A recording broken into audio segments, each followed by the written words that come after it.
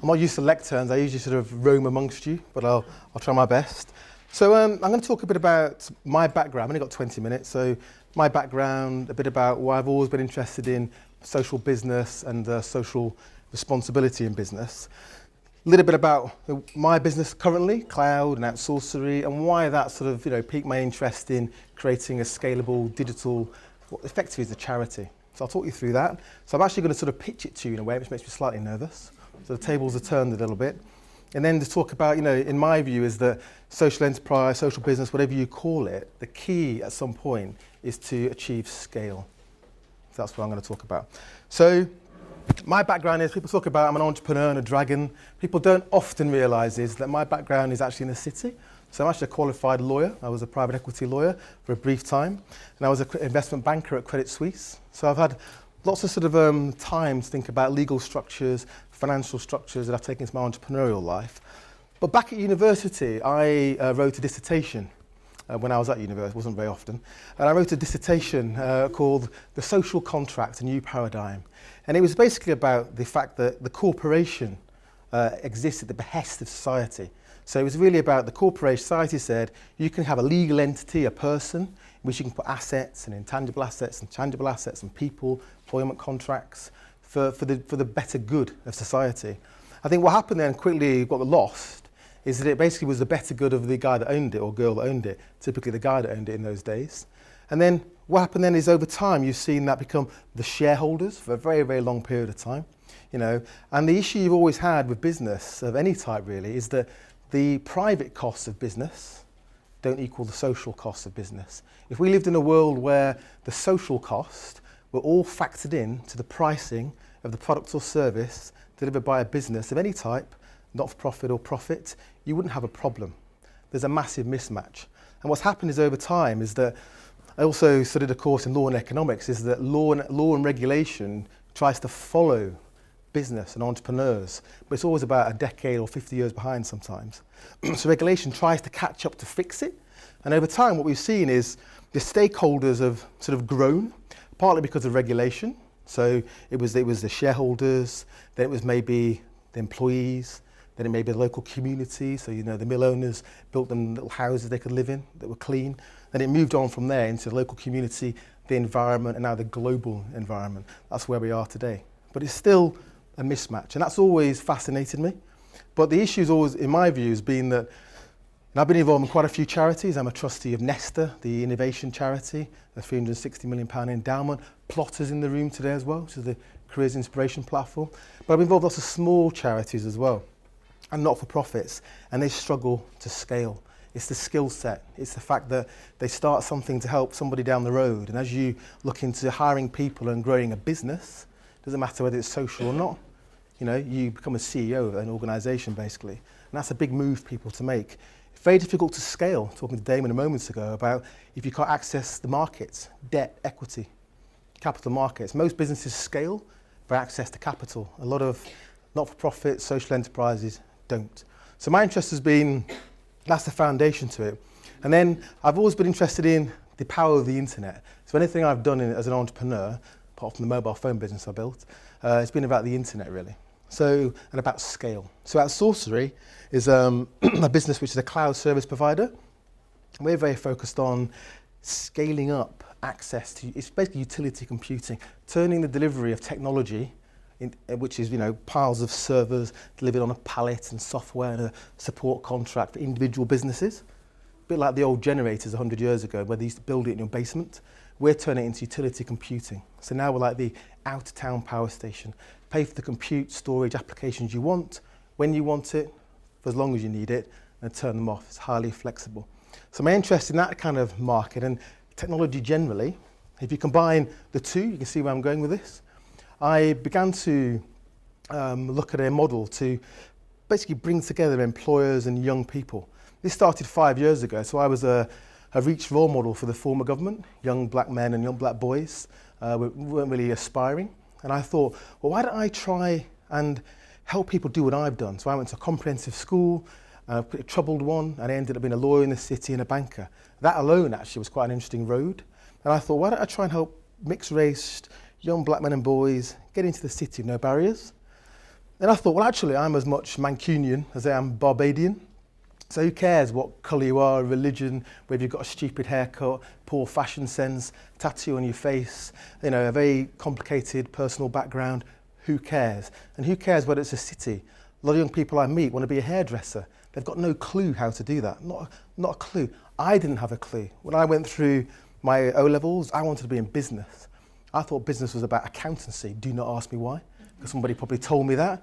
And then I I dropped my A-level in maths, did an A-level at nights in law, and I thought, oh, law's quite interesting. So I did a degree in law and accountancy. There's a whole other speech about my sort of career, but I managed to get into law, but I didn't really know that meant I could be a lawyer. And suddenly I get into being on a law degree, I'm on a conveyor belt to becoming a lawyer. I get into a law firm after 68 applications because my CV didn't really stack up. One firm gave me the chance. Get into law, and somebody says to me, I don't want to be a lawyer, I don't want to be a lawyer. He said, well, why don't you try investment banking? I said, that's a good idea. So I actually read a book called Investment Banking. I had no idea what he was talking about.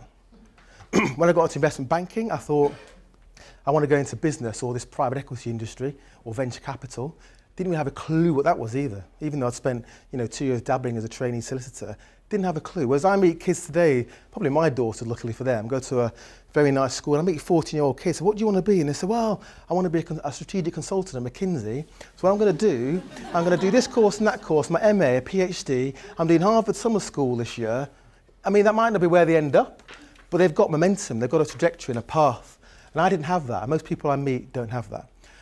So what I'm coming to is, this is my pitch now. So we're setting up it's a not-for-profit, it's called Work Insight.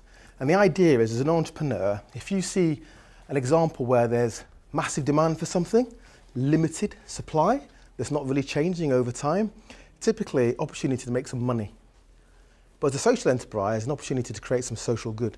So the demand that's rising is a work experience. It's a work insights. It's young people do you have no clue how to get into businesses. I've seen it a lot. Employers and schools and colleges and job centres, they have no idea how to communicate, how to interact with each other. So this work experience issue is not getting any better, it's getting worse in fact. Vocational training. How are you supposed, a young person, to decide on what course to do, what apprenticeship to do, what internship to do, work experience placement to do, if you have no clue what's out there? Most kids I ask, I say, what do your mum and dad do? I think my dad works in an office, I'm not sure. I really don't know. But he just wears a suit. That's about all they know. So this needs to change. And it needs to change because unless you inspire young people, they're not going to aspire. So in my life, I am typically the only person in a room, in all the rooms I've been in, even today, that looks like me. That's got to change as well. It needs to be, as far as I'm concerned, until society is diverse from the board to employees, to your shareholders, to your suppliers, it reflects society at large, it's not a fair society. So, Work Insight is about this. Demand, supply, how do you fix it? And you'll know as the entrepreneurs in the room, you want to scale something up, simplify it. Henry T. Ford did it. Productize it. So, work experience, 2 weeks, 2 days being engaged, 8 days making the tea, collecting my dry cleaning, whatever it might be, doesn't work. So condense it into half a day. Bite-sized insights into what a workplace is like. What do you wear? How do you get there? How much do you get paid? What's the structure of an organisation? What do you do? Most kids, if you say, do you want to go to EY? They'll say, I don't want to be an accountant. Excuse accountants in the room. But they don't know there's HR here, there's marketing, there's CSR, a whole wealth of roles they have no clue about. So how do you get them in? If you do work experience, you might do 1 or 2 in an academic career, may not be relevant. So productize it, to scale it, digitize it. So think of Uber taxis. At one end, there's a physical product, a driver and a rider. There's a customer, there's an application that puts two together. It's the same model effectively. The constituencies are employers. They say, look, I will actually engage with you to do insights because I want to give something back. And for most employers, work experience is a nightmare. It's too resource intensive, so they don't do it unless you're a very, very big company. This model, your local butcher can do it because a local school knows them. In my town, we know that J&R Omrod is making kitchens 120 years. It doesn't need to be Barclays because it's a known brand. There's a community angle. So employers sign up, Because they're getting a service, we're going to charge them 50 quid a head. So the local butcher might do one a year. Microsoft, Dell, some of our partners, might do 1,000 a year. It's down to them in budgeting. So they sign up, the young people sign up via their school, college, or Job Centre Plus. We know who they are, it's a closed loop, and they sign up. The magic is that we've got a revenue model clearly, but also it assigns them by interest and location to the insights. But there is no selection criteria. The employer, the first time they know who's turning up on the day, when I say I'm going to do an insight on Wednesday morning at 8:30 for 1 to 10 people, they're assigned those people from different schools and colleges. They're assigned, they get a picture, they know who they are. That's it, they don't get to choose. And that's the key to it, is that most selection processes, work experience or an interview, involves bias. Trying to take that out of the equation, to open the doors for anybody from any background to experience. You know, you can be a guy with a tattoo, never pass an exam in your life, or a girl, you go and see the trading floor at Goldman Sachs. Normally doesn't happen unless it's a special program. Because it's digital, it's automated. So the young person, the employer, the school and college, they get a dashboard of what's going on and where. You imagine the BI behind that, the business information that you accumulate over time. So that's the engine. You get this engine growing. I always say, avoid the empty disco. Sign up employers as you sign up young people. Get the engine going. Once you've got that volume, you can then add other layers. So you add work experience for employers, apprenticeships. It becomes an engine. I want it to be as big as like a LinkedIn effectively for work experience. So that's the plan. Now I'm not doing it as a business. It could be a business really if it wanted to be, because of revenue models. You start advertising in colleges. It's got a fixed cost. So eventually, it's like a tech startup. You know, you've got a J curve of investing, building the platform, becomes profitable, generates a lot of cash. That goes back into the model and maybe offline activity and supporting other ventures. So this is the charity that I'm setting up, because I think what I often find in social entrepreneurs sometimes is there's a conflict. Do I start a business or social enterprise? And sometimes I think a social enterprise is the easier option. It isn't.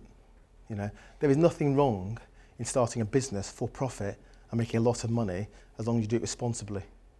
And then invest the money, do good with it.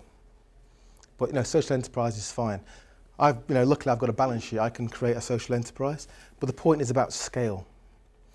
My vehicle can't do this, but what I'm looking for in this sort of room, I suppose, and I think the Social Business Trust is doing a great idea of breaking that barrier through that ceiling, is how do you scale social businesses?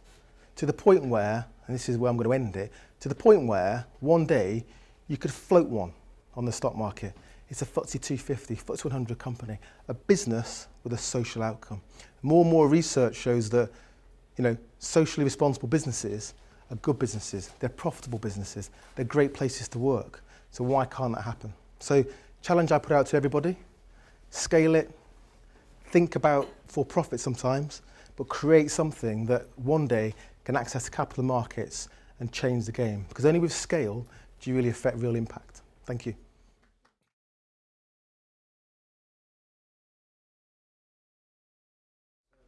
Because if you're an employer, and this is why we're doing a pilot, we're testing the model, you go to an employer and say, do you want to deliver work experience or these insights? Yes, I do. So why don't you? Because I've got to think about it, I've got to go and talk to the school, do I need insurance, do I need to have, you know, CRB checks, whatever they're called now. It's a lot of hassle, it's highly resource intensive. So most employers, if you say to them, well, you can just sign up on this platform, put a bit about your business, what the insight is, put a date in, and then you can actually do 1 a year or 500 a year, depending on what your budget is. It works. They're actually interested. It's effectively a service, which is why it could actually be a business, because you are creating some value. So, you know, starting any business is about creating value for an end customer. And most employers get it. So I thought it'd be more small employers that would go for it, for that reason, the resource issues, just the time of talking to schools and colleges. But actually large employers have engaged. So we've got, you know, Microsoft, Dell, Land Securities, Foster and Partners, because they have their schemes, but even at Foster and Partners of the day, they have built-in bias. Most work experience goes to somebody you know in most businesses, including mine to some extent, because it's just easy, isn't it? You don't have to think about it, it's just all done for you. So it's basically because you're providing a service, but also because it's a charity, part of that service, depending how you look at it, is a donation to ensure it's sustainable. I didn't want a charity where every 1st of January every year, I'm on Tottenham Court Road in a tabard with a can. Wouldn't look cool in the Daily Mail.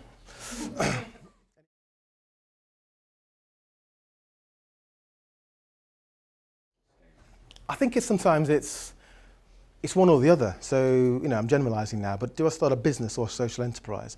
And if it's a business sometimes, especially large companies, they're trying to retrofit social responsibility.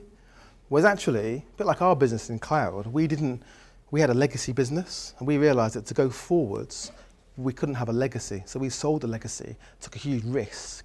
A lot of money went into it to start again. So if you start a business that has a social output from scratch, and it's designed that way, why can't that scale as long as it's got this social responsibility built into it? I think that's the issue sometimes. But no charity to date has scaled. I actually don't think it can be a charity, to be honest with you, because a charity can't access capital markets, typically. So that's the issue. You can't borrow often, equity, what's the return? So I think, when I talk about a social business that can scale, it's finding something that has crossed that line into the world where you could list it.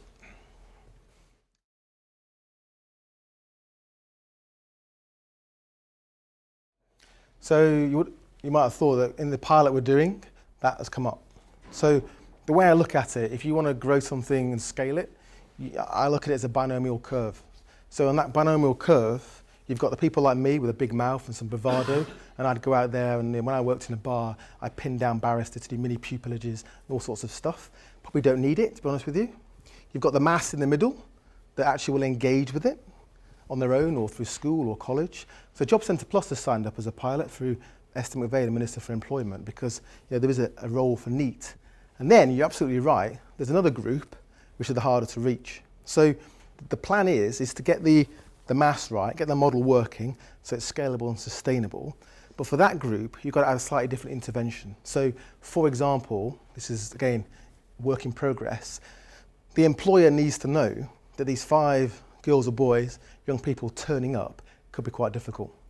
It's a different intervention, it's a different setup, maybe a different kind of insight. You may also then need to add a chaperone into the process to turn up with them. So it's a slightly different intervention. We haven't forgotten about that. It's phase 2. Also, you should add as well, this works for anybody up to, we're looking at 16, 14 to 19, job seekers 24, but it could be 40 years old. I've got a lot of friends, we've all got them. They're 40 years old, they're in a job they don't like, looking at 20 more years of doing it, they're depressed. So why not give them insights into new businesses as well? In a large company like Ernst & Young, you might want to move from marketing into finance. It could work in an organisation as well. So I take your point, haven't forgotten that, but you've got to go initially for the mass in the middle and add the interventions for the harder to reach.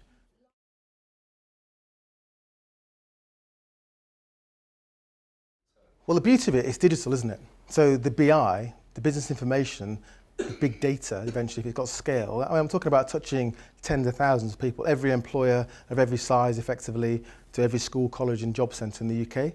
So the BI that creates is highly valuable.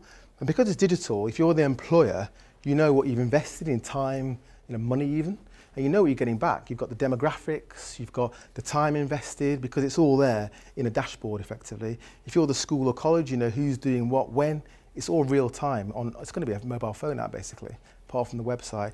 And more importantly, if you're the young person, you've got a dashboard of where you went, what you did, when you actually have turned up somewhere, and it's been signed off, you actually turned up. You then get access, and you finish it, you get access to a certificate you can print off with a serial number. So what young people need that don't have privileged backgrounds are table stakes. Everyone's got A-levels now, everyone's got A-star plus and degrees. There's an academic sort of arms race. If you're not in that arms race, you need table stakes. So we're trying to give people table stakes. So because it's digital, I think the BI and the feedback is kind of inherent in the process. Another reason why I'm determined for it to be fully automated.